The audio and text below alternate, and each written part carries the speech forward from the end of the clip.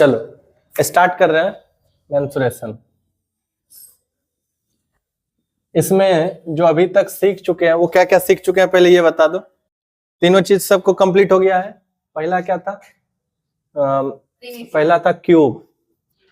क्या था? क्यूब, और फिर क्यूबॉइड, और क्या था फिर? सिलेंडर। ये ना था। तो कल भी इसका रिवीजन करवा दिए थे फॉर्मूला लिखने के लिए ने, वॉल्यूम, CSA, TSA कंप्लीट हो गया था। कल एक चीज छूट गया था, क्या? डायगोनल इसका लिखना था। क्या लिखना था? डायगोनल, जो कि नहीं लिखे थे। तो तुम लोग को विजुअलाइज करवा चुके थे। क्यूब वाला केस में क्या होता था? ध्यान से सुनते जाओ जो हम बता रहे हैं। क्यूब का अगर हमको डायगोनल लिखना है, क्या लिखना है? Diagonal of cube.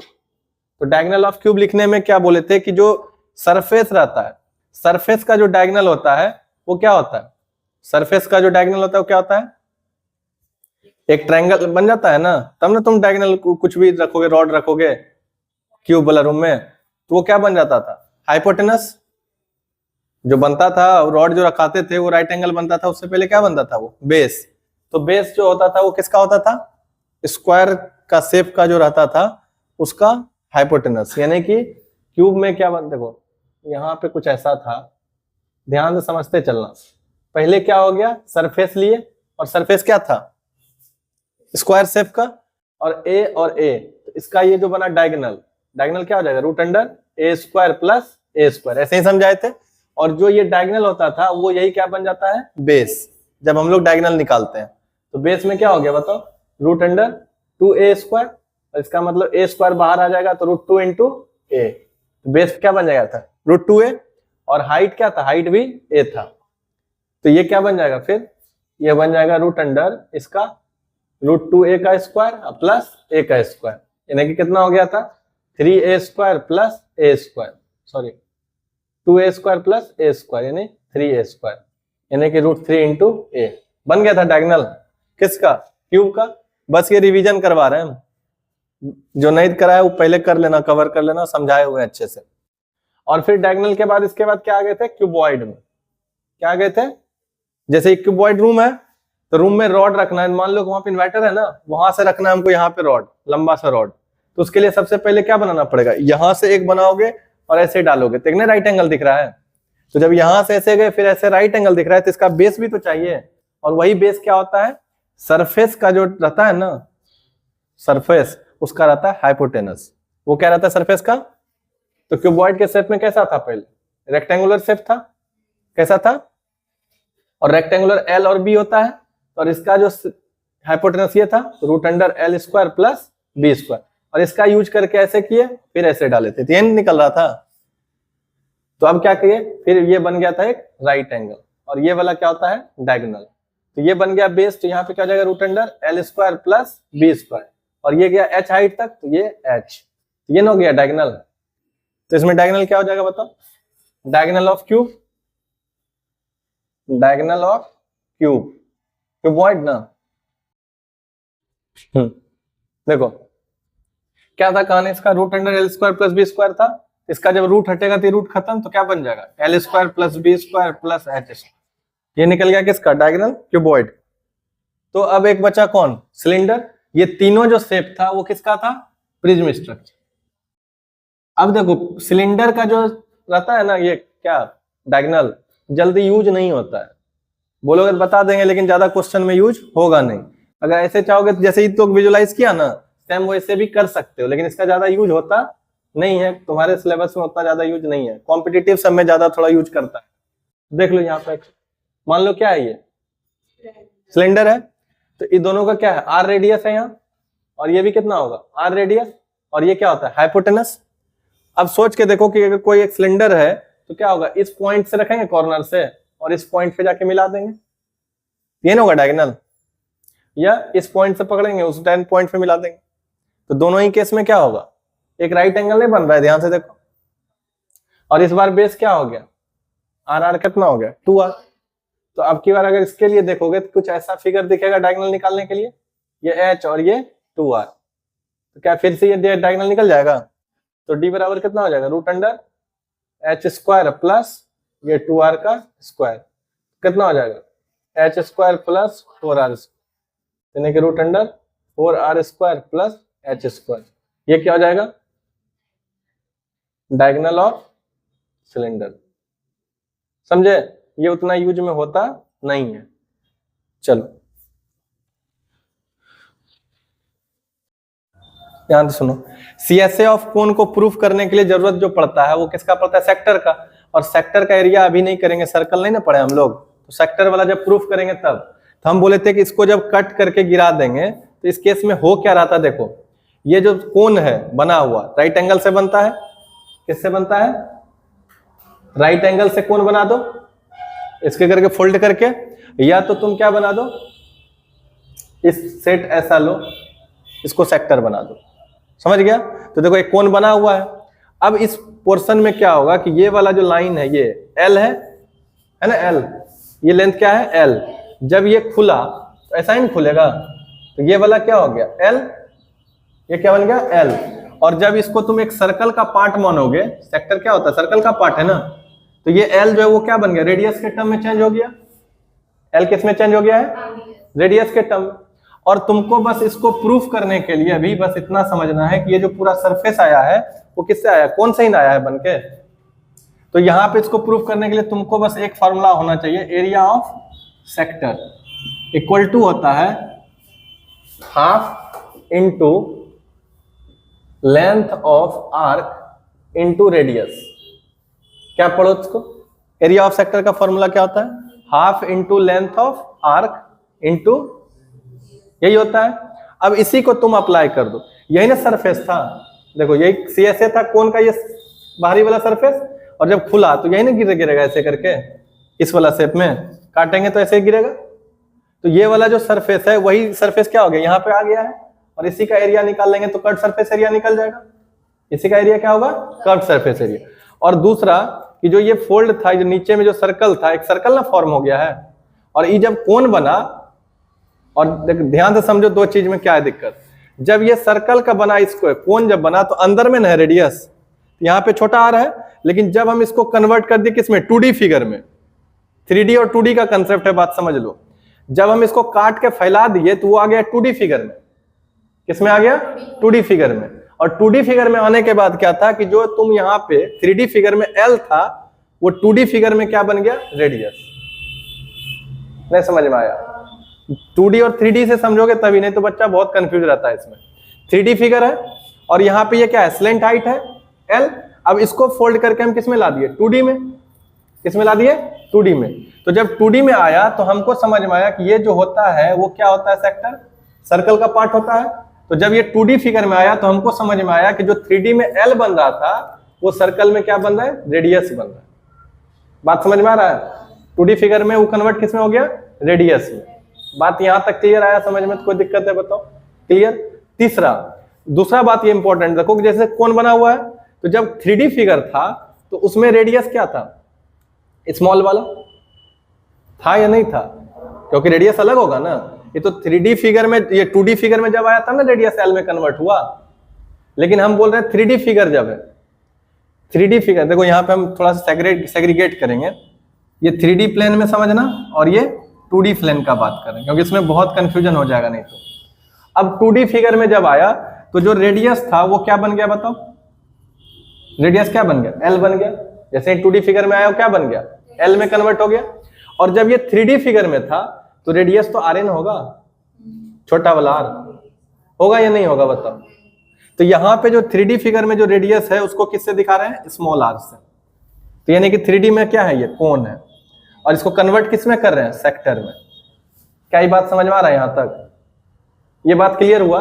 और अब सोचो कि जो तुम्हारा ये वाला था, ये सरफेस, ये सर्कल का सरकमफेरेंस था, सर्कल का सरकमफेरेंस था। और जब इसको 2D में खोले तो यही चीज खुला ऐसे करके, ये वाला टेढ़ा वाला जो पाथ है, नहीं समझ में आ रहा है, नहीं यही ना खुला जो ऊपर में है। तो ये जो 3D फिगर में था वो क्या था, सर्कल का सरकमफेरेंस। 3D फिगर में क्या था, ये वाला सर्कल का सरकमफेरेंस। और जैसे इसको 2D में लाए तो ये क्या बन गया था, आर्क ना, लेंथ ऑफ आर्क। ये क्या बन गया, लेंथ ऑफ आर्क। और 3D फिगर में जो सरकमफेरेंस था, सरकमफेरेंस कितना होगा, 2πr था ना, 2πr। और वो जैसे ही सेक्टर वाला में बदला तो वो किस में बदल गया, लेंथ ऑफ आर्क में। लेंथ ऑफ, समझ में आ रहा है कुछ, लेंथ ऑफ आर्क ये ना कन्वर्ट हो गया, तो लेंथ ऑफ आर्क इसका कितना हो गया 2 पाई। बोलो यहां तक कोई दिक्कत है, सब चीज खाली चेंज हो रहा है थोड़ा सा, कोई दिक्कत। अब तुम अप्लाई कर दो इस चीज को किस में, क्योंकि हम 3D को किस में ला दिए 2D में, क्योंकि 2D का एरिया निकालना आसान है, 2D फिगर का एरिया निकालना। अब बताओ क्या होगा, area of sector, area of जो 2D फिगर में आया, half into length of arc into radius, ये ना होता है। तो बताओ 1/2, और ये किस में 2D का नहीं ये फॉर्मूला है, तो 3D को कन्वर्ट किए, तो लेंथ ऑफ आर्क किस में आ गया है बताओ, लेंथ ऑफ आर्क कितना हो गया है 2 पाई आर, और ये रेडियस किस में कन्वर्ट हो गया है एल में, तो क्या बन गया फॉर्मूला पाई आर एल, समझे। और ये वाला चीज कैसे आता है सर्कल चैप्टर में प्रूफ कर देंगे, ठीक है, लिखो यहां।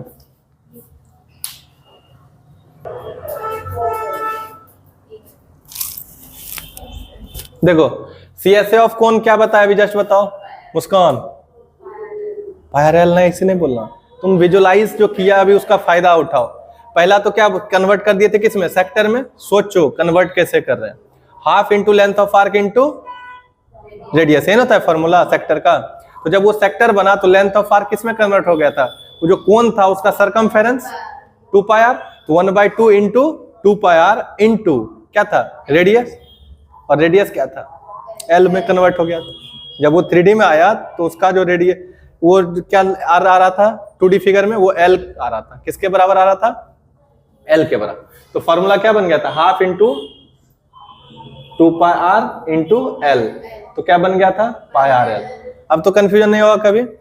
चलो मुस्कान बताओ TSA ऑफ कोन, कोई नहीं बताना इसको, पहले क्या होता है CSA, तो क्या हो जाएगा पाई आर एल अब प्लस बॉटम का एरिया, क्या कि इसमें सिर्फ बॉटम में होगा, टॉप तो है नहीं, क्या कि टॉप में पॉइंट फॉर्म हो गया है, तो बॉटम एरिया क्या होता है, बॉटम में एक सर्कल और उसका एरिया कितना पाई आर स्क्वायर हो गया कहानी। और इसमें कॉमन क्या ले सकते हैं जरा बताओ, पाई आर ले सकते हो कॉमन, तो क्या बचेगा एल प्लस इधर आर, कोई दिक्कत।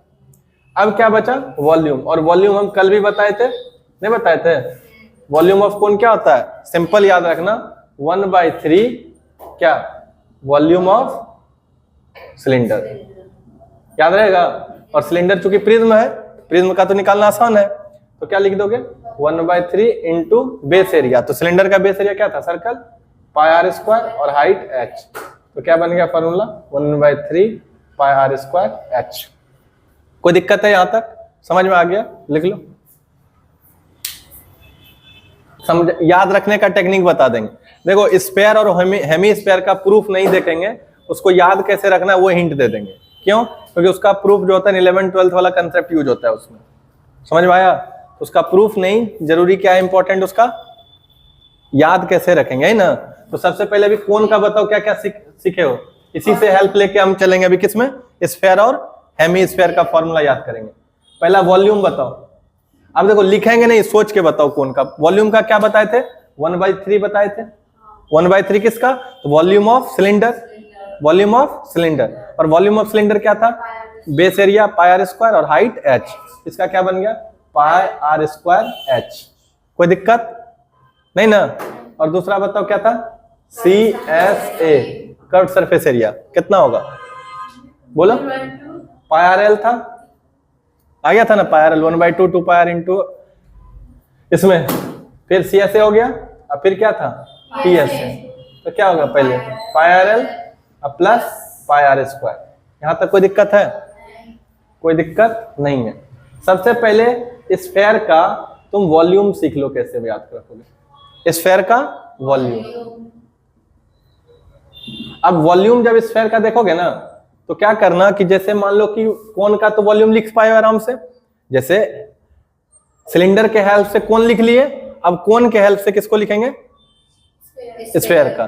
करना कुछ नहीं, जैसे कितना है ये 1/3 है ना, इसको 4 से मल्टीप्लाई कर दोगे कितना बचेगा 4/3 हो गया। और जो यहाँ पे देखो r था ना r स्क्वायर, इसमें जो हाइट था कोन में, वो हाइट को भी रेडियस में कन्वर्ट कर दो, तो क्या हो जाएगा, ये हाइट किस में कन्वर्ट हो गया, रेडियस में, तो क्या बनेगा 4/3 पाई आर क्यूब। क्या ये बात समझ में आया? क्लियर हो गया? अब आ जाओ किसमें, CSA में। किसमें, CSA, curved surface area of किसका, hemisphere, sorry curved surface area of sphere.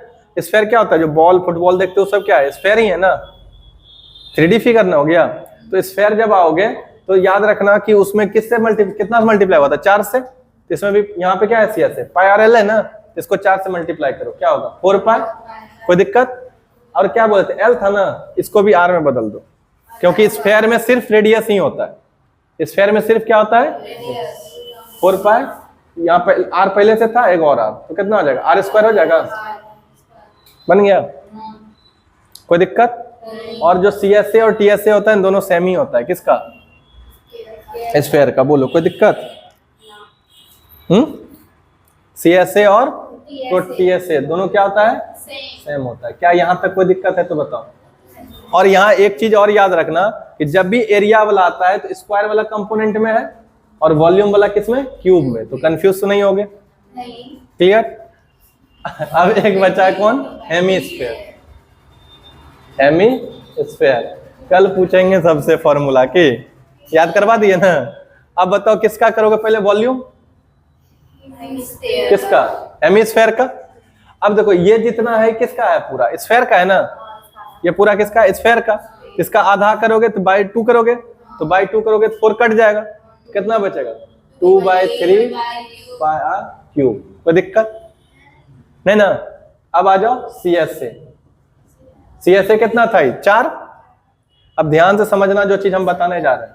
ये एक स्फीयर है, स्फीयर है तो थोड़ा सा इसको ऐसे दिखाना पड़ेगा क्योंकि ये चारों तरफ से स्फीयर है ना, स्फीयर। अब सोच के देखो कि स्फीयर को जब तुम कट करोगे बीच से, तब ना हेमीस्फीयर बनेगा। तो जब बीच से कट कर देंगे तो एक सरफेस ऊपर में भी बन गया, सर्कल का नहीं बना। तो हेमीस्फीयर का जब तुम CSA लिखोगे तो पहले तो आधा तो होगा उसका, पहले आधा तो होगा, क्योंकि जो पूरा सरफेस था उसका कितना था 4 पाई R², और उसका कट किए तो उसका आधा तो सरफेस आ गया। ऐड कौन हो गया, उसके टॉप वाला पे, टॉप में एक सरफेस आ गया ना, तो ये तो हो गया कितना 2 पाई R², और उसमें ऐड कौन हो जाएगा, टॉप वाला। तो टॉप में क्या है, एक सर्कल बन गया, और सर्कल का एरिया पाई R²। तो क्या हो गया बताओ, 3 पाई R² लिख सकते हैं, नहीं लिख सकते? CSA कितना हो गया, 3 पाई R²। CSA में सर्कल का एरिया इंक्लूड करेंगे या TSA में? ओ सही, हाँ। CSA में टॉप और बॉटम नहीं ना बोले थे लेने, सॉरी। हाँ सरफेस, ये कर्व सरफेस एरिया में क्या बोले थे, टॉप और बॉटम नहीं लेते हैं, तो बगल बगल नहीं था ना, तो क्या हो जाएगा 2 पाई R²। और जब TSA आता है तब ना टॉप और बॉटम जुटता है, तो इसमें क्या होगा, टॉप पे जुटा, बॉटम में तो कुछ नहीं जुटा, तो कितना हो जाएगा 2 पाई R² प्लस पाई R², कितना बन गया 3 पाई R²। क्या ये सब याद रहेगा बताओ, कोई दिक्कत है? तो अभी तक में क्या क्या चीज सीखी बता दो, क्या क्या चीज, देखो यहाँ इसमें पढ़ो, cube, cuboid, cylinder, hollow cylinder, फिर कोन, और फिर स्फीयर और हेमीस्फीयर। और इसमें याद रखना जब हॉलो सिलेंडर का बात किए थे ना, तो 2 चीज था, एक बड़ा रेडियस था और एक छोटा रेडियस। कल इसको पूरा अच्छे से रिवाइज कर लेंगे और फिर कल क्वेश्चन करना स्टार्ट करते हैं।